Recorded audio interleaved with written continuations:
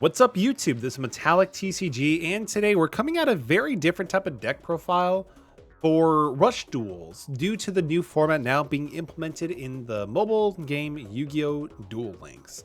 So when it came with the structure deck and also the first box we got, there were pretty much two options when it comes with deck building when it came to my mind, being either the 7 Roads Magician route or of course the multi-strike Dragon Dragolius, which is something that I will be experimenting with. I'll probably do an updated post here later on for a deck of that caliber.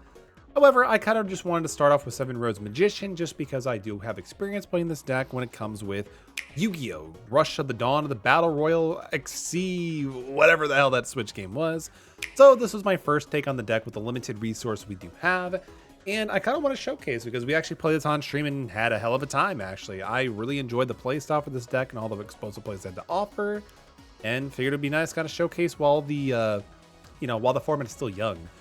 If you're new to the channel, hit that subscribe button to see more update content. And if you want to even go with the extra mile beyond, you can also join us on our live streams. We do stream card games almost every Sunday on twitch.tv/Metallicaerox, and I'd love for you to be a part of the adventure.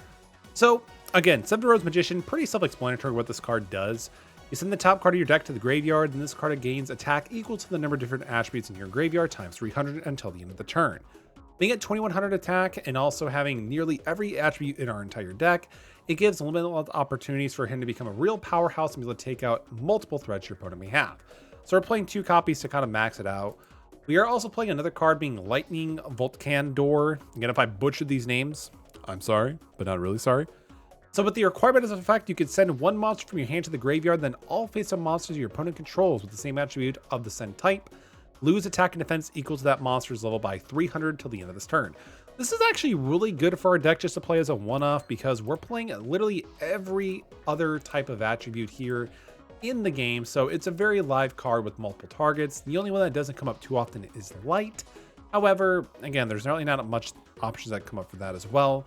So just being able to reduce their attack from anywhere from 900 to 1200, depending on what you send, is really good, and it can help clear your opponent's monsters pretty quickly.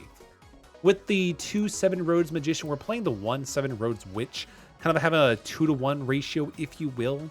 If she's on the field, you can send 1 card from your hand to the graveyard, special summon a level 7 or higher dark attribute spellcaster type from your hand, and if you summon 7 Roads Magician by this effect, this card gains 400 attack. So putting this up at 2000 is pretty respectable for a 6-star monster. But the most better thing about it is just being able to get 7 roads on the field much quicker without less tributes. And the fact that you get to send a card from your hand to the graveyard just helps fuel 7 roads' attack because you potentially could get another attribute in the graveyard you didn't have there before. We are playing 1 copy of Torn of the Windweaver, send a card from your hand to the graveyard. Then you can change the battle position of 1 monster on your opponent's side of the field, attack to defense or defense to attack. This is great because when it comes with this format, there's a lot of monsters that have a lot of attack. However, the defense may be lackluster. So just being able to have a way to turn a monster into defense position is really strong. And of course, him being a wind spellcaster that sends cards from the hand to the graveyard is very good. As you can see, we have a lot of cards that just send cards to the hand to the graveyard, which is fine because we want to get as many attributes in our graveyard as we can and to be able to help make 7 roads as much viable as possible. For that record, we're also playing 2 copies of Thunder the Thunder. It's a great level 3 that you can pitch a card from your hand to the graveyard. 1 monster your opponent's attack loses 300 until the end of this turn. This is good just because it allows you to be able to get over certain monsters that might become a problem. Again, we're playing a lot of 1500 attack monsters, a lot of level 6 and above, maybe around the 1800 range. This is just good to help clear cards and of course make it easier for 7 roads to get over them. We're playing 3 copies of Mystic Dealer. Honestly, I love this card, don't get me wrong, but in my testing here on stream, there's been a lot of issues where this card just kind of became a dead card because if you don't have a follow-up play already in mind, you're literally gambling, hoping that you'll draw something good off of it. Again, it's still fantastic as a spellcaster. It's a water attribute, so that's another much-needed attribute we need. And of course, sending a card to draw a card is fantastic. The one legend that we're playing, of course, is the Summon Skull. I personally love this card. It's really strong just because it is a 1-drop for 2,500 attack, and it's Summon Skull, and this artwork just looks great. We're playing 2 copies of Winged Dragon Guarding the Fortress. Again, we want to have as many attributes as we can and different types, so having more winds is really beneficial.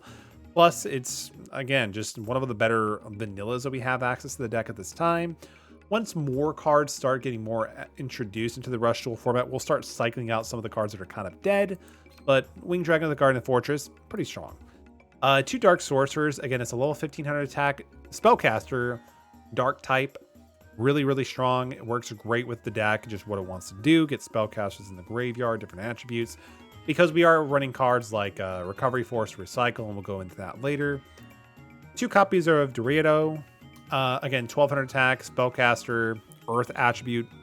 Same thing, what we pretty much have been doing. Same thing with Gazelle. This is pretty much the same thing, but again, this is an earth type, which allows 7 road to become more alive. But this is also earth and spellcaster too, which kind of comes up because we want as many spellcasters as we can. I actually learned the hard way that Water Magician is actually an aqua type and not a spellcaster. I thought it was a spellcaster. Turns out it's an aqua type. Does not work with the Mystic Dealer.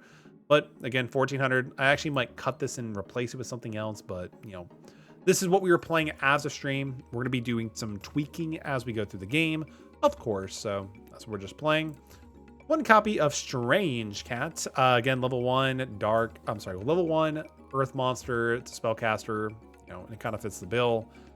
We're playing 2 copies of Pierce. It gives 1 monster basically piercing damage. Piercing damage just allows you to deal damage if your attack is higher than your opponent's defense position, defense points. So it's just kind of nice to also be able to get that piercing damage.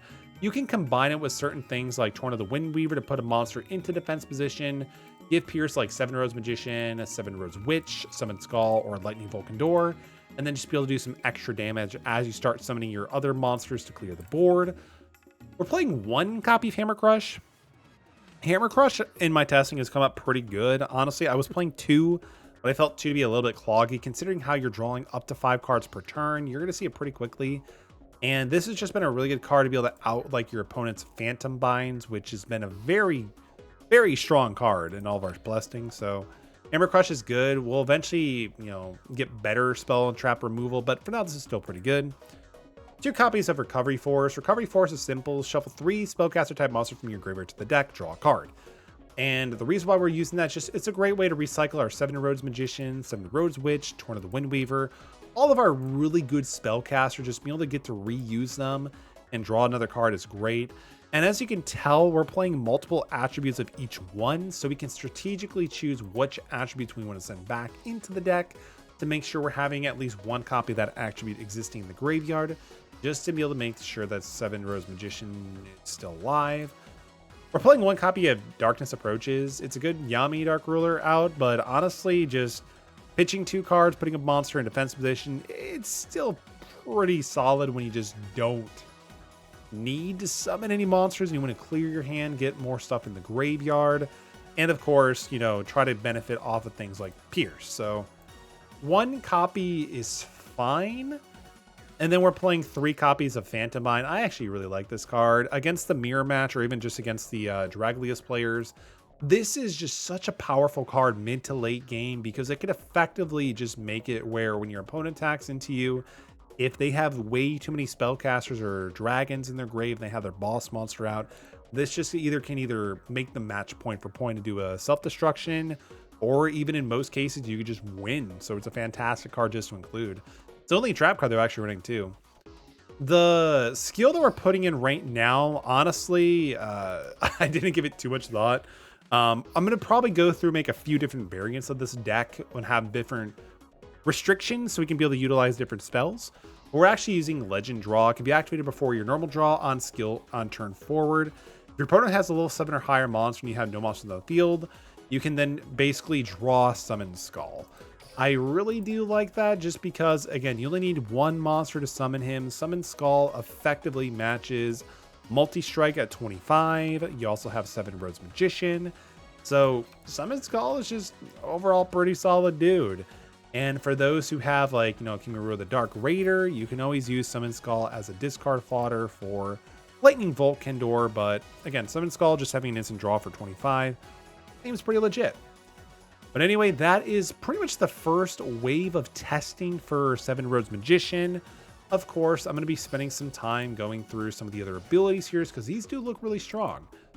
They're just, you know, much more restrictive. And of course, when we get more cards added to the Rush Duel format, we'll have more opportunities to make it a bit more consistent. But for now, I'm actually really enjoying the testing with this new format. I'm looking forward to having more content and streaming and, you know, just having fun with it in general. Let me know your thoughts down below on Rush Duel formats, and if you enjoyed it, if you're going to continue it, or if you're just going to stick with regular speed duels. I'm going to have a little bit of mixture of both, but it's just a nice and fun way to have another way of playing the game. Thank you so much for watching, everyone. Be sure to do all the good stuff. Hit the like button to help with the YouTube algorithm. Comment down below. Subscribe if you want to see more content. And of course, if you want to see these duels or even play me on Twitch, would love to have you join our community. That's it, everyone. Peace.